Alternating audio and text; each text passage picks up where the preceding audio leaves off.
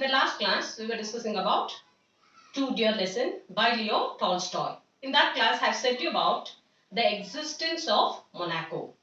What kind of a country is Monaco, and about its population, about the sources of income. We have discussed about all these things. So, yes, actually, two dear, as we have already seen, two dear means very near, very close to someone. But in this chapter, that's not the actual meaning. So now we are going to get into the actual meaning of dear, two dear. So as we have seen, everything was going on smoothly in Monaco. Once it so happened, as I've already said, in order to increase the income of Monaco, the king had established a gaming house where people played roulette. So one particular day, it so happened in this peaceable kingdom, peace-loving kingdom, a crime was committed. So what was the crime? A murder. A murder took place for the first time in Monaco. So here started the problem for the king. Until then, this kingdom, the king and all the courtiers have never experienced such a problem. Everything was going on smoothly. So now there was a problem which was to be solved very seriously. So the criminal, where was the crime committed? Where was the murder committed? It was in the gaming house. A murder was committed. So the king, his courtiers, all were called upon, the judges, and everybody was sent. Everybody were called to discuss about this matter. As this was a new case, it was a new experience for everyone. There was a serious discussion to be taken about what kind of punishment can be given to this criminal who has committed a murder. So after a long arguments, they decided to execute his head, execute the head of the criminal, to behead him, to cut off his head. Okay, the decision was taken and everybody decided, okay, let the criminal be executed. But in the execution of this criminal, that is to cut his head, there was a problem. There was a hitch on the adachane, an obstacle. There was an obstacle. So what was the obstacle? What was the hitch here? What was the problem here in executing, in cutting the head of the criminal? So the problem was, this kingdom did not have a guillotine nor an executioner. Guillotine, the machine to cut off the head of the criminals. Those days, there was a guillotine used to cut off the criminal's head. And for that, an expert was required. Executioner who did that execution perfectly. So an executioner. So Monaco neither had a guillotine nor an executioner. This was the hitch. This was the problem. So now they decided. So what to do? As they did not have these two facilities, now again the committee was called upon. They all joined together. They all assembled. Again they discussed and finally decided to get the support from the neighboring kingdoms. As we have already seen, Monaco lied near the borders of France and Italy. So they decided to get the help from the neighboring kingdoms. So first they decided to get from the French government. The French government was a Republican government. It was a Republican government. So they decided to get the help of the Republican government, that is the French government. Okay, they wrote a letter to the French government. They got a reply also. So what was the letter written means? How much would it cost for a guillotine and an executioner, an expert? So a reply was sent back and the reply was that it would cost about 16,000 francs, the currency of France, 16,000 francs. So it was a huge amount. It was very expensive. It was very costly. We got the meaning here now. Too dear means expensive, dubari, very costly. So 16,000 francs they had to spend to get a guillotine and an executioner, 16,000 francs. The French government demanded 16,000 francs to send a guillotine and an executioner. So they felt it was very, very expensive. So they decided, okay, they thought to get the help, seek the help from the Italian government. Italian was the monarch government. It had a monarch, king monarch. So monarch means having only one ruler. So they thought, okay, brother monarch, Italy, brother monarch is there. So they thought he would have some concern.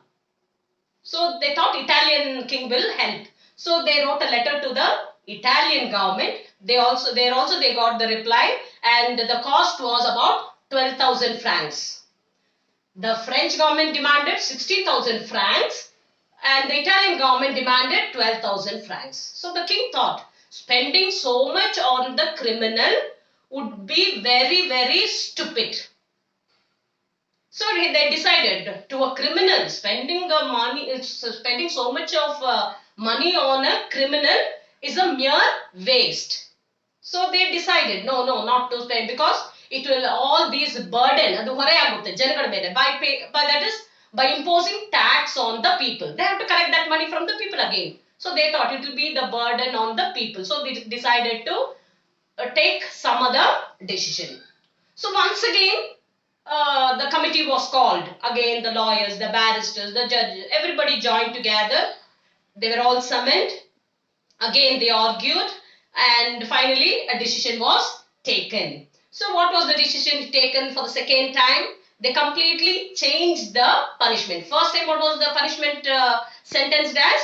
A sentence to death, to cut off his head. Now the judgment was changed. It was altered. It was changed. So what was the judgment change? From death sentence to lifetime imprisonment. Lifetime imprisonment. That is Jivavadi Shiksha. Until he lives, he must be in prison. So lifetime imprisonment. So they thought that okay, this would be cheaper, putting him in some prison for his lifetime. So here was also another hitch. Okay, first time also we found when they wanted to execute the head, there was a problem. Again, here also there was a problem, because this was the first time the kingdom was experiencing such a problem. Until then, it was a peace-loving country. So even in this situation also, they were facing some problem. What was the problem? Means they did not have a proper jail to keep the criminal in the prison. They did not have a proper place, perfect place. So here was also problem. Somehow they managed to keep him in a prison jail by appointing a god, a watchman to look after him. Okay, he was kept in that prison, and a god was appointed to watch him, to take care of him. The work of the god, the duty of the god was to have an eye on that criminal, and at the same time to fetch food from the palace kitchen to this criminal. This was the duty of the god. So like this, days passed, months passed, and finally after 1 year, it was completed. So one day when the king was looking into the expenditure, the income and expenditure of that particular year, Karchu, Adaya, Karchu, Eradunu nodbekadre, suddenly he found a new expenditure. A new expenditure was there in his account. So what was this new expenditure means? And that new expenditure cost 600 francs. ಒಂದು ಹೊಸ ಇದು ಬಂತು 600 francs ಖರ್ಚಾಗ್ತಾ ಇದೆ. What is this new expenditure? When he saw, it was about the maintenance of the criminal and the god. Looking after the god, and looking after the criminal, and the god was to be paid salary and all other things. So it was about 600 francs per year. So it was, again, the king was really shocked. So once again he called all the courtiers, and he decided to do something else, because 600 francs a year was also a huge amount for the criminal. So he decided, so he wanted to do something, he wanted to change, he wanted to make even cheaper. So at this moment, the king thought, because this criminal was very young, he was healthy, maybe he would live for 50 years and more. So paying for all these 50 years, paying him 600, 700 francs, it would be a huge cost. Again, expensive, too dear. So now he decided to do something. So the ministers were all called upon and they decided to do something. So one of the ministers gave the suggestion to just take away the god, to dismiss the god. The god was dismissed. They thought that okay, the god will be dismissed. Somehow the criminal will try to escape so that they will somehow get rid of the criminal. But what they expected did not happen. The god was dismissed. The next day, the criminal waited for the god to bring him the food. But he waited for some time. The god did not appear. So he went out and saw the god was not there. So he decided, he went himself to the palace kitchen. He took his food. He came back, then closed the door, sat in the jail prison comfortably, and very coolly he had his food. So this continued every day. It continued. There was not even a slight sign of showing that he would try to escape. He did not want to go away. So even the ministers were confused here. So one next day, one minister decided to go and ask him, why don't you run away? There's nobody to look after you. There's no God to have a watch on you. Why don't you run away? And even the king will not mind if you run away. He gave some idea to the criminal, but the criminal was not ready to go. He said, why should I run? Then he said he would not go away. He gave 3 reasons for that, for not escaping from the prison, not going out from the prison. He gave 3 reasons. First reason he gave was, he was insulted. He was insulted. How? By altering death sentence to lifetime imprisonment.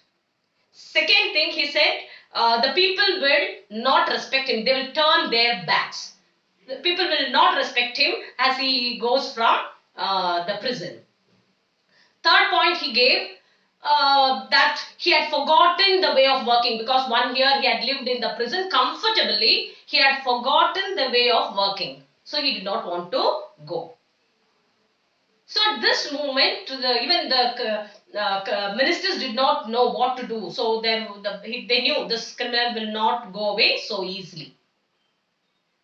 Under such situation, once again the ministers, they talked with the king, and once again they decided that somehow they have to get rid of this criminal. So one minister gave the suggestion that the only way to get rid of the criminal is by offering him a pension. See, isn't it ridiculous? Isn't it? Instead of giving a severe punishment, see what all the way they have done from the beginning. They were not able to take a stable decision what actual punishment should be given to the a criminal. They are spending their own money on the criminal now instead of giving a punishment to him. They could have done something else. They could have made him work to his life until his lifetime to make some earnings to the kingdom. They could have given some harsh punishment. Instead, they were spending money on the criminal here. So now see, one minister gives the suggestion, that's why here Leo Tolstoy is showing the loopholes of the judiciary system, the weakness of the judiciary system. So instead of giving him severe punishment, one of the ministers suggests that they could send the criminal out of the kingdom by offering him a pension. Finally, a decision was taken. Okay, to let him out by offering him 600 francs as annuity. Varshik 600 francs. So now the criminal agreed. In the beginning, when they said asked him to run away, he was not ready. But when they suggested that they would offer him a pension of 600 francs per year, then he agreed. And he put a condition also there by saying that only when they pay him the pension regularly, he would agree to go out of the prison. And apart from that, he also asked for giving him an advance of one-third of his annuity, one-third, that is 600 francs, nearly one part of it, that is 200 francs as advance. Finally, there was no other go, they agreed. They agreed and 200 francs was taken as advance in his annuity amount.